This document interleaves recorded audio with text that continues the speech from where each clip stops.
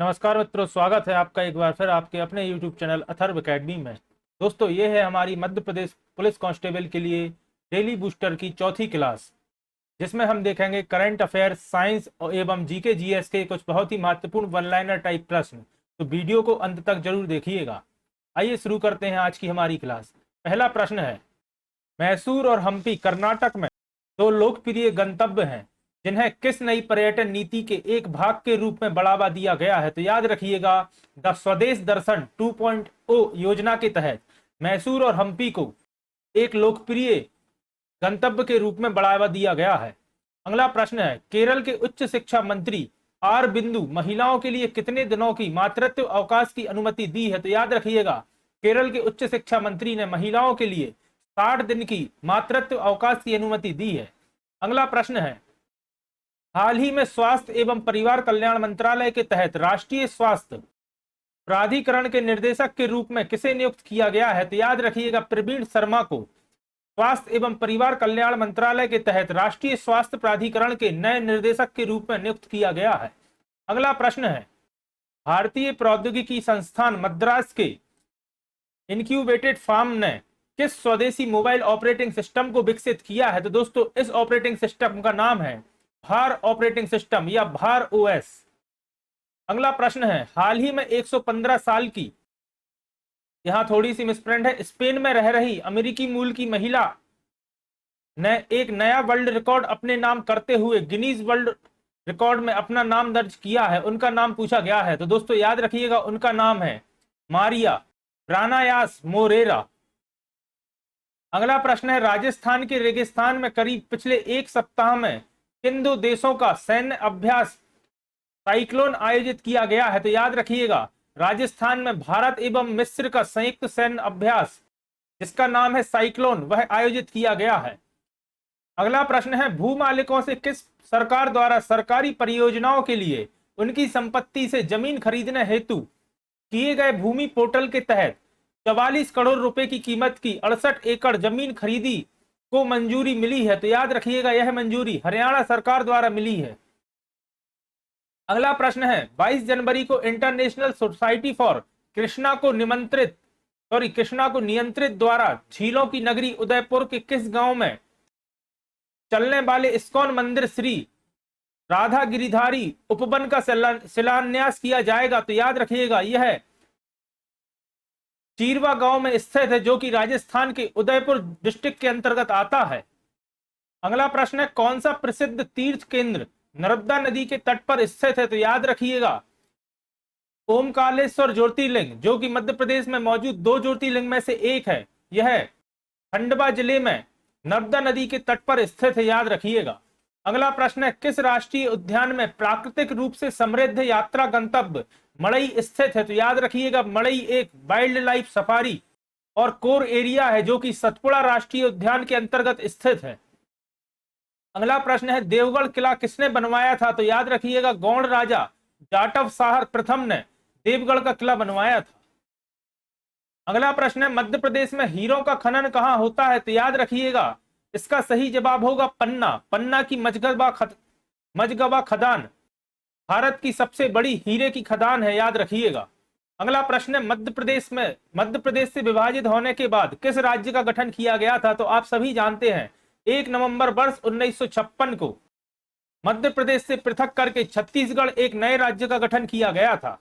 और दोस्तों, इस टॉपिक पर मैंने कंप्लीट एक सीरीज बनाकर अथर्व एकेडमी चैनल की प्लेलिस्ट में डाल रखी है, तो उसे भी आप एक बार जरूर देखिएगा। अगला प्रश्न है, उदयगिरी की गुफाएं किस जिले में स्थित है। तो इसका सही जवाब होगा विदिशा। उदयगिरी की गुफाएं मध्य प्रदेश के विदिशा जिले में स्थित है।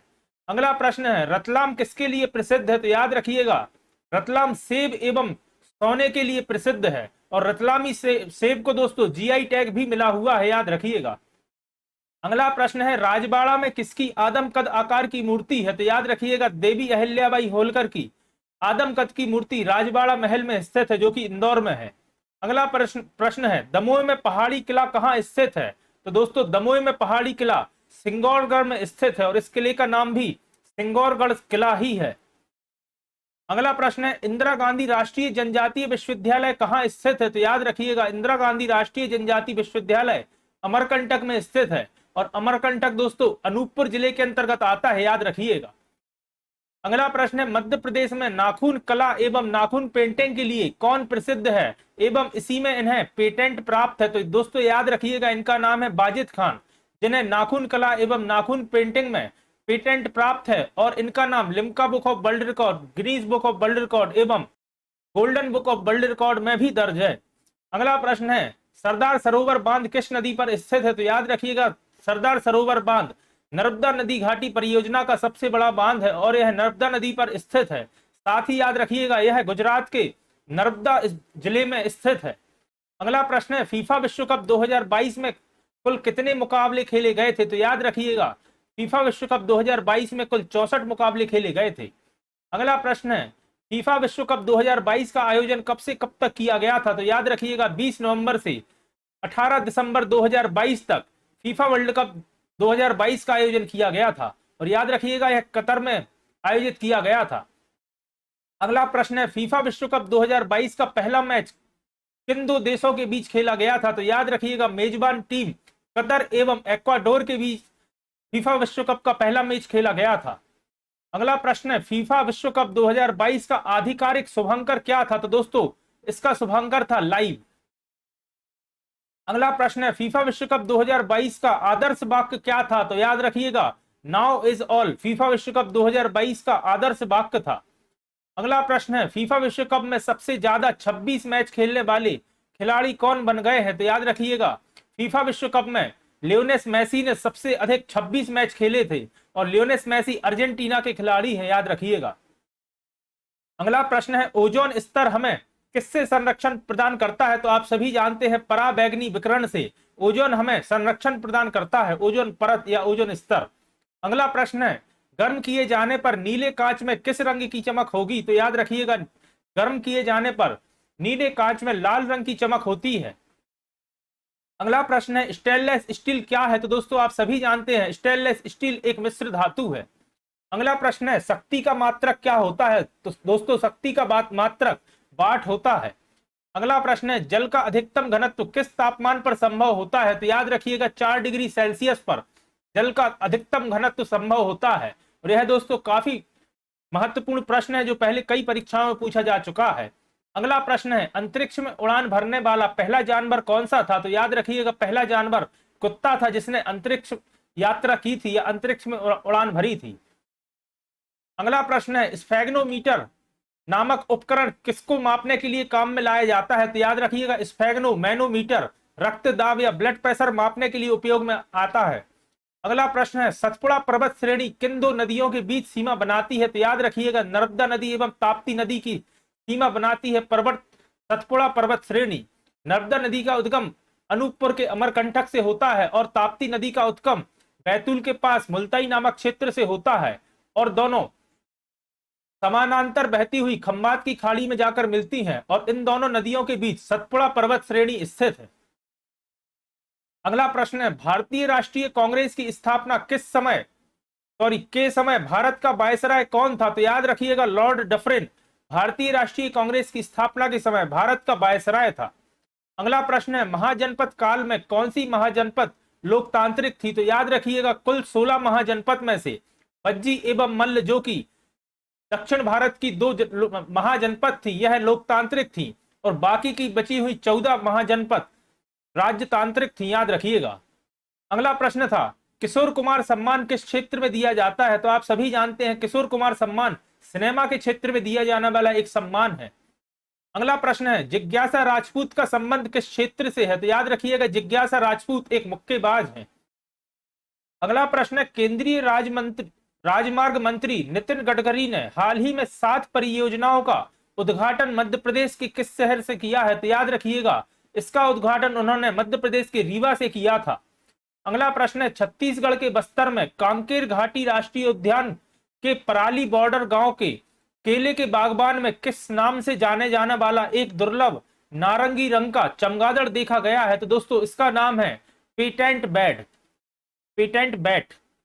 अगला प्रश्न है, भारतीय पुरातत्व सर्वेक्षण ने जनवरी 2023 में बिहार के नालंदा जिले में विश्व धरोहर स्थल नालंदा महाविहार के परिसर के भीतर कितने साल पुराने 2 लघु स्तूपों की खोज की है? तो याद रखिएगा 1200 साल पुराने 2 लघु स्तूपों की खोज की गई है भारतीय पुरातत्व सर्वेक्षण द्वारा जनवरी 2023 में बिहार के नालंदा महाविहार में। अगला प्रश्न है, किसे हाल ही में Bharat bill payment operating unit के रूप में संचालित करने के लिए भारतीय रिजर्व बैंक यानी कि आरबीआई ने अंतिम स्वीकृति प्राप्त हुई है? किसे स्वीकृति प्राप्त हुई है? तो याद रखिएगा पेटीएम पेमेंट बैंक के लिए आरबीआई द्वारा अंतिम स्वीकृति प्राप्त हुई है Bharat bill payment operating unit के रूप में। अगला प्रश्न है, गज कैपिटल बिजनेस बुक प्राइज 2022 के विजेता के रूप में किसे चुना गया है? तो याद रखिएगा इनका नाम है हरीश दामोदर।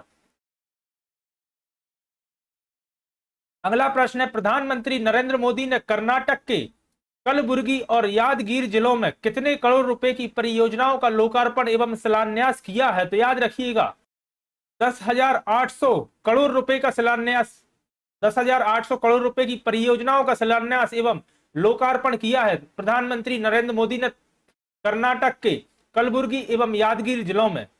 अगला प्रश्न है, यमुना की सफाई के लिए कितने करोड़ रुपए की पूरक अनुदान को हाल ही में दिल्ली विधानसभा ने मंजूरी दी है? तो याद रखिएगा 1028 करोड़ रुपए की राशि को अनुदान के रूप में यमुना नदी की सफाई के लिए दिल्ली विधानसभा ने मंजूरी दी है। अगला प्रश्न है, हाल ही में किस प्रख्यात कवि एवं ज्ञानपीठ पुरस्कार विजेता का निधन हो गया है? तो याद रखिएगा नीलमणि फूकन जी का हाल ही में निधन हुआ है, जो कि एक प्रख्यात कवि थे और ज्ञानपीठ पुरस्कार से इन्हें सम्मानित किया जा चुका था। अगला प्रश्न है, बाघ की गुफाएं किस जिले में स्थित है? तो याद रखिएगा बाघ की गुफाएं मध्य प्रदेश के धार जिले में स्थित है। अगला प्रश्न है, मध्य प्रदेश में जल अभिषेक योजना किस सन से प्रारंभ की गई थी? तो याद रखिएगा मध्य प्रदेश में जल अभिषेक योजना की शुरुआत वर्ष 2006 से की गई थी। अगला प्रश्न है, राष्ट्रीय न्यूज प्रिंट एवं पेपर्स मिल लिमिटेड ने 1955 में उत्पादन शुरू किया था, यह किस जिले में स्थित है? तो याद रखिएगा यह मध्य प्रदेश में स्थित है। और अगर आपसे पूछा जाता है मध्य प्रदेश में कहां स्थित है, तो याद रखिएगा पेपर मिल मध्य प्रदेश के नेपा नगर में स्थित है, राष्ट्रीय न्यूज प्रिंट एवं पेपर मिल्स। अगला प्रश्न है, मध्य प्रदेश का Sanjay Gandhi thermal power station किस जिले में स्थित है? तो याद रखिएगा मध्य प्रदेश के उमरिया जिले में स्थित है Sanjay Gandhi thermal power station. अगला प्रश्न है, स्कॉटलैंड के एक चर्च से प्रेरित होकर एक स्कॉटिश राजनयिक ने सीहोर में एक चर्च बनवाया था, वह कब बनवाया गया था? तो याद रखिएगा सीहोर का चर्च 1838 में बनाया गया था। अगला प्रश्न है, रायसेन जिले में स्थित प्रसिद्ध शिव मंदिर कहां स्थित है? तो याद रखिएगा भोजपुर शिव मंदिर, जिसे उत्तर भारत का सोमनाथ भी कहा जाता है, यह रायसेन जिले में स्थित है। रायसेन जिले के भोजपुर नामक स्थान पर स्थित है और भोजपुर मंदिर का निर्माण राजा भोज द्वारा कराया गया था, याद रखिएगा। अगला प्रश्न है, फीफा विश्व कप 2022 में किस खिलाड़ी ने हैट्रिक गोल दागे थे? तो याद रखिएगा फ्रांस के किलियन एम्बाप्पे एवं पुर्तगाल के गोंसालो रामोस ने हैट्रिक गोल दागे थे फीफा विश्व कप 2022 के दौरान। और याद रखिएगा किलियन एम्बाप्पे को ही गोल्डन बूट पुरस्कार से भी सम्मानित किया गया है, जो कि सर्वाधिक गोल करने वाले खिलाड़ी को मिलता है। अगला प्रश्न है, फीफा विश्व कप का आयोजन कितने वर्ष के अंतराल पर होता है? तो याद रखिएगा फीफा विश्व कप जो कि एक फुटबॉल टूर्नामेंट है, इसका आयोजन हर 4 वर्ष के अंतराल में किया जाता है। अगला प्रश्न है, पृथ्वी की पटल पर सबसे अधिक मात्रा में कौन सी गैस है? तो आप सभी जानते हैं पृथ्वी की पटल पर सबसे अधिक मात्रा में ऑक्सीजन गैस पाई जाती है। अगला प्रश्न है, अंतरिक्ष यात्री को अंतरिक्ष कैसा दिखाई देता है? तो याद रखिएगा अंतरिक्ष यात्री को अंतरिक्ष पर्यावरण ना होने की वजह से काला दिखाई देता है। अगला प्रश्न है, वायुमंडल ना होने की वजह से काला दिखाई देता है। अगला प्रश्न है, बिजली के बल्ब में जो तंतु होता है उसे वह किसका बना होता है? तो याद रखिएगा वह टंगस्टन का बना होता है तंतु, जिसे फिलामेंट भी कहा जाता है। अगला प्रश्न है, प्रोटीन का सबसे अधिक समृद्ध स्रोत क्या होता है? तो आप सभी जानते हैं सोयाबीन प्रोटीन का सबसे अधिक समृद्ध स्रोत होता है।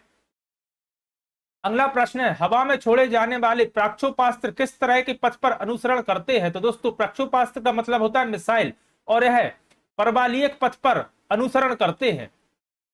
अगला प्रश्न है, पेट्रोल के कारण लगी हुई आग बुझाने के लिए पानी प्रभावी नहीं होता, इसका क्या कारण है? तो याद रखिएगा पानी एवं पेट्रोल एक दूसरे में आग घुलनशील होते हैं और पेट्रोल पानी की ऊपरी सतह पर तैरता रहता है और जलता रहता है। इस वजह से पानी से पेट्रोल की आग नहीं बुझती। अगला प्रश्न है, ध्वनि तरंग किससे होकर यात्रा नहीं कर सकती? तो दोस्तों निर्वात या वैक्यूम से होकर ध्वनि तरंग यात्रा नहीं कर सकती। ध्वनि तरंग को यात्रा करने के लिए एक माध्यम की जरूरत होती है। अगला प्रश्न है, केन घड़ियाल अभ्यारण्य कहाँ स्थित है? तो याद रखिएगा मध्य प्रदेश के पन्ना नेशनल पार्क में केन घड़ियाल राष्ट्रीय उद्यान स्थित है। अगला प्रश्न है, भारतीय संविधान का भाग 3 किससे संबंधित है? तो याद रखिएगा भारतीय संविधान का भाग 3 मौलिक अधिकारों से संबंधित है। अगला प्रश्न है, सलमान खान का जन्म कहाँ हुआ था? तो याद रखिएगा सलमान खान का जन्म मध्य प्रदेश के इंदौर में हुआ था। अगला प्रश्न है, आनंद अवस्थी किससे संबंधित है? तो दोस्तों आनंद अवस्थी एक प्रसिद्ध संगीतकार हैं, याद रखिएगा। अगला प्रश्न है, राज्य नीति निर्देश तत्वों में किस अनुच्छेद के अंतर्गत पंचायती राज प्रणाली को समर्थन दिया था? तो याद रखिएगा अनुच्छेद 40 के तहत पंचायती राज प्रणाली को समर्थन दिया था राज्य के नीति निर्देश तत्वों ने। अगला प्रश्न है, मटकी नृत्य मध्य प्रदेश के किस क्षेत्र से संबंधित है? तो याद रखिएगा मटकी नृत्य मध्य प्रदेश के मालवा जिले से संबंधित है। अगला प्रश्न है, मध्य प्रदेश का निम्नलिखित में से कौन सा जिला महाराष्ट्र के साथ अपनी सीमा साझा नहीं करता? तो याद रखिएगा मंडला जिला, जो कि ऑप्शन में दिया गया था, महाराष्ट्र के साथ अपनी सीमा साझा नहीं करता। साथ ही याद रखिएगा महाराष्ट्र के साथ मध्य प्रदेश के कुल 8 जिलों की सीमा लगती है, जिनके नाम है बड़वानी, खरगोन, खंडवा, बुरहानपुर, बैतूल, छिंदवाड़ा, सिवनी एवं बालाघाट। अगला प्रश्न है, मध्य प्रदेश क्रिकेट संघ का मुख्यालय कहाँ स्थित है? तो याद रखिएगा मध्य प्रदेश क्रिकेट संघ का मुख्यालय इंदौर में स्थित है। अगला प्रश्न है, जॉर्ज कैसल भवन की समुद्र तल से ऊंचाई कितनी है? दोस्तों यह प्रश्न पटवारी एवं वनरक्षक दोनों एग्जाम में पूछा गया था, और याद रखिएगा समुद्र तल से 484 मीटर जॉर्ज कैसल भवन की ऊंचाई है। और साथ ही याद रखिएगा जॉर्ज कैसल भवन शिवपुरी जिले में स्थित माधव नेशनल पार्क में स्थित है, याद रखिएगा। तो दोस्तों ये थी हमारी मध्य प्रदेश पुलिस कांस्टेबल के लिए डेली बूस्टर क्लास की चौथी क्लास। आशा करता हूं आपके लिए पसंद आई होगी। अगर आपको वीडियो पसंद आई है तो वीडियो को लाइक करें, कमेंट करें, और अगर आप चैनल पर नए हैं और अभी तक आपने चैनल को सब्सक्राइब नहीं किया तो चैनल को सब्सक्राइब करें और ज्यादा से ज्यादा लोगों तक शेयर करें। और साथ ही साथ दोस्तों अथर्व एकेडमी चैनल पर चल रही डेली प्रैक्टिस क्लासेस को भी जरूर देखिएगा। साथ ही कल संडे है और जैसा कि आपको पता है संडे को हमारी वीकली रिवीजन क्लासेस रहती हैं, तो कल दोस्तों डेली बूस्टर क्लास की वीकली रिवीजन क्लास भी मैं अथर्व एकेडमी चैनल पर अपलोड कर दूंगा, जिसे आप एक बार जरूर देखिएगा, जिसमें लगभग इस पूरे हफ्ते में वह 400 से 500 प्रश्नों को अपन सुपरफास्ट स्पीड में डिस्कस करेंगे, जो कि आपकी परीक्षा की दृष्टि से काफी महत्वपूर्ण होंगे। धन्यवाद दोस्तों।